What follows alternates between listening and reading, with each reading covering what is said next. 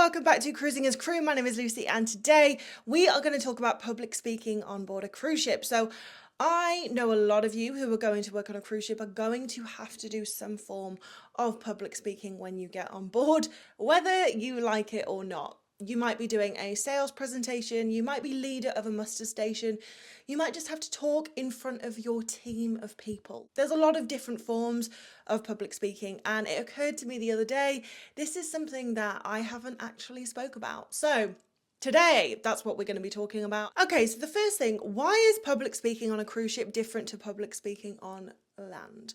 Well, the people who are going to be listening to you are most likely on holiday, which means hopefully they're in a pretty good mood already. And also, they're on a cruise ship. There is multiple things that they could be doing at any one time. So let's say you are doing a speech on fitness, for example, if you're working in the spa, and people have chosen to come to your fitness seminar rather than go to the cinema, go and play bingo, go and play shuffleboard, swim in the pool, go out in port.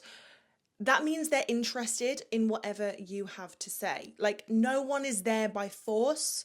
They're on holiday. They're there because they want to be there. So already, before you have even started speaking, you have a group of people in front of you who want to hear what you have to say, who are interested in the topic that has been advertised. For example, if you work for the Onboard spa and you're going to have to do a fitness seminar or an inothermy seminar, if you work for the shops and you work in the jewelry store, you may have to do a diamonds and gemstones seminar. If you work in the art department, you may have to do a seminar educating people on art. If you work in the casino, you might have to do a workshop showing people how to play certain casino games. When I worked in the Mac shop, I had to do a makeup demonstration seminar. So there's many different things that you could be speaking on board a cruise ship. But if your company wants you to do a seminar, they're most likely going to give you a script. So the first step at being good at public speaking is learning this script. And then once you have learnt the script, then you can start adding your own flair, but that's something that comes later. And when it comes to learning this script, you cannot underestimate the power of repetition. When I was learning my script for Disney, I recorded myself reading the script. I listened to it back. When I was falling asleep, I was listening to myself giving the speech. I read it at every chance I got to really try and memorize it. Because it's like anything. If you sing a song 4 times, by the 5th time, you probably know most of the words. And by the 20th time, you have that shit down.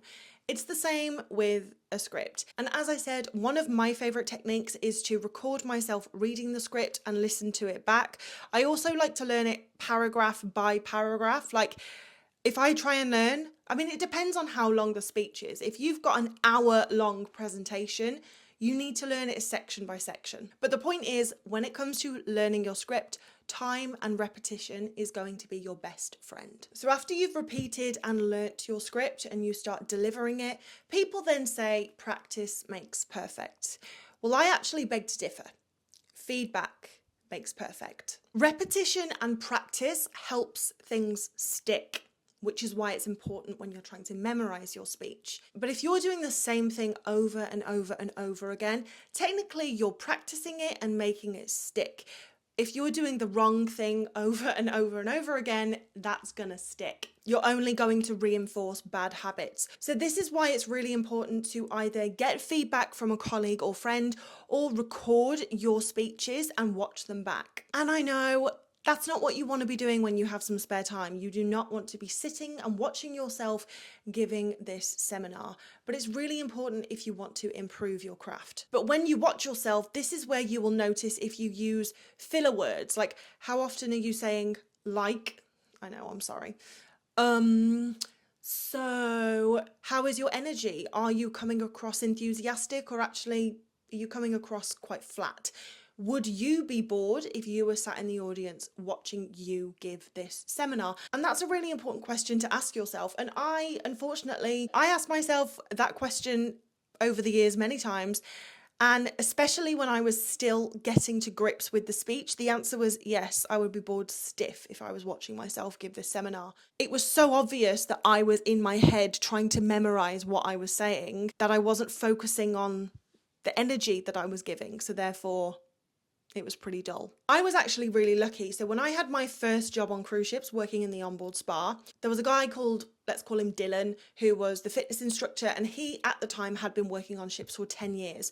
So Dylan's public speaking ability was fantastic. So my manager would let me go to his seminars and watch how he did it, and then he would come to my seminars and give me feedback on how I could improve. And then let's say I was in the spa and I didn't have a massage booked in, so I had a free hour or two. Instead of my manager sending me on promotion, she would say, okay, Lucy, do your seminar again for Dylan and he can give you feedback, or do your seminar for your other colleagues that are also free and they will give you feedback. So if you are able to do your seminar for your colleagues, I know it's so intimidating. I know it's the last thing you want to be doing, but I promise you, if you can do your seminar for the people that you work with every day, doing it to a bunch of strangers is going to be a piece of cake. So let's talk about overcoming nerves. I used to get really nervous before seminars, and I mean like painfully so, like painfully nervous before I would go out and give a speech or a seminar. But there are a few pieces of advice that I received that helped me combat those feelings of nerves. One of them was from Dylan himself, who said, you know more than them on this topic, and the audience has not come to your seminar to catch you out. They've come to learn. So even if they do know a little bit about what you're talking about, as long as they leave with one nugget of knowledge more than they had when they came in, then it was a win for them to come to your seminar. And also, they're not here to trip you up. They're just here to enjoy their time. And also, they don't know your script. So even if you do mess up or you miss out a load of information, they're not going to have any idea. The second piece of advice came from my manager, and she said, nerves are selfish. And at the start, I did not understand this, but she had a point. She said, nerves come from you thinking, how am I going to be perceived? How am I going to be judged? How am I going to look when I give this seminar? So she said, if you change that to, how am I going to help these people? How am I going to share advice? How am I going to improve their holiday? It kind of takes the pressure off, and therefore your nerves will lessen. And once I stopped focusing on making a sale after every seminar, and I was just focusing on delivering valuable information and helping people have a good time, the nerves diminished. I'm not going to say that the nerves went away completely, because they didn't, but they did get less and less. And then going back to our first point slightly, repetition is also going to reduce nerves. The more you deliver this seminar and the more you don't fuck up, the more you're going to be confident in your ability to deliver this seminar. And also, the more familiar you are going to become with the material that you are actually delivering. So for example, when I first learnt my inothermy script, so inothermy is a weight loss treatment that I was doing when I worked for the Onboard Spa. When I first learnt that script, I did not feel like an expert at all. Like, I was just delivering the information that I had read on the script. And what I was scared of is, if someone asked me a question, was I going to have the answer? Because if it wasn't on the script, I probably didn't know. I was faking it till I made it. Whereas when I was giving makeup demonstrations in the Mac shop, I was never nervous, because I'm a trained makeup artist. I know what I'm doing. So if anyone had any questions, then they always did, and I was always able to give them the answers. So the more knowledgeable you become about the topic that you are delivering the seminar on, the more confidently you are going to be able to speak about it, and therefore the less nervous you are going to feel. So going off that, I want to talk about speaking convincingly, because now you have repeated your seminar enough that you know it. You're getting feedback, so you're improving it little by little every time you do it. The more you do it, the less nervous you're becoming. So therefore, the more convincingly you are going to convey the information. But there is a little bit more to it than just being confident in what you are saying. The first thing is something we've already talked about, which is filler words. Minimize filler words. Let me show you the difference. This treatment is going to ensure that you lose 8 inches around your waist. So this treatment is going to ensure that you lose 8 inches around your waist. The next thing is good posture. Hello everyone, welcome to my seminar. Today we are going to speak about massage. Hello everyone, welcome to my seminar. Today we are going to speak about massage. I can't talk the same way that I spoke when I was stood like this, when I'm stood like this. Standing like this, I think it's scientifically proven that standing with your shoulders back, or is it standing in the Superman pose? It's standing in the Superman pose. Posture is so important, especially if you are hoping to be perceived as an expert. If you are hoping to make a sale from this seminar, posture is possibly more important than what you say.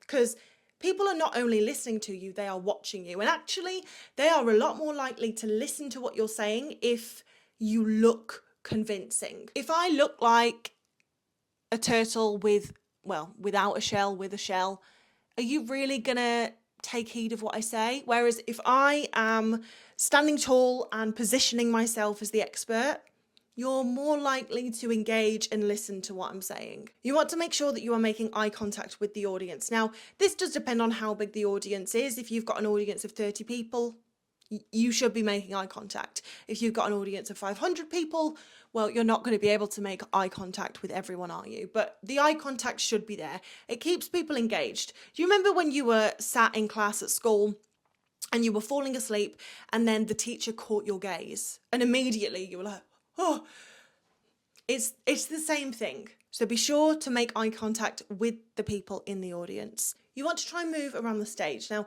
obviously, this is a little bit different because I'm not on stage, I'm speaking on camera, but whenever I give a seminar, I try and make the most of the whole stage. If you're just stood in one place, it's boring to watch. And as we've just said, people are a lot more likely to listen to you if you are interesting to watch. So if you are doing big hand gestures and you are moving about the stage and you are flamboyant and you're putting energy into your performance, even though, yes, it's a seminar, but it's a performance. And the best public speakers are people who are interesting to watch. And then this next thing is definitely going to come a little bit later down the line when you're really comfortable with the information that you are giving. It's really important to tell stories. When you first start, you are going to stick to the script, and that is fine. But once you become more comfortable with the script and the information that you are giving, you want to incorporate stories that help to illustrate the information, because people are more likely to engage and remember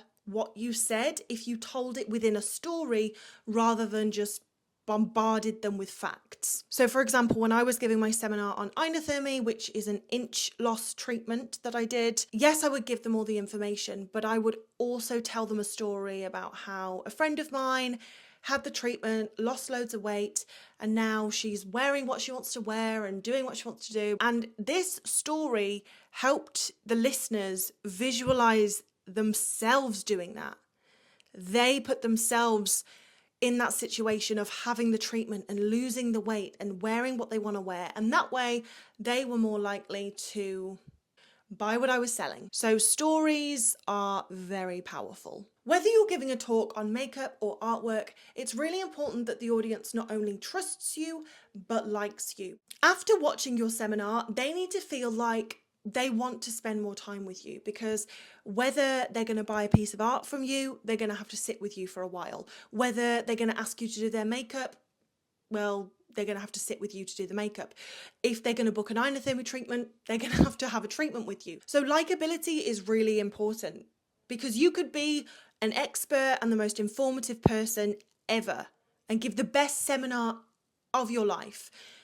But if the person in the audience thinks, what an asshole, they're not going to buy what you're selling, are they? Because they don't want to spend any more time with you than they have to. It doesn't matter how knowledgeable you are.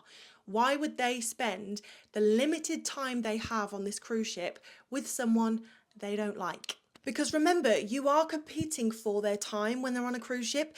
They could be playing bingo, they could be sunbathing, they could be swimming in the pool, they could be exploring a new port. So a question that you need to have the answer to is, why would they choose to spend time with me over doing all of these other things? You need to have an answer to this question, and you need to bring that energy to every presentation that you do. So that brings us to the end of this video. So if you have enjoyed it or taken something from it, then please like this video. Also, let me know if you would like to see more videos like this. As I said, there's way more things I could say on public speaking.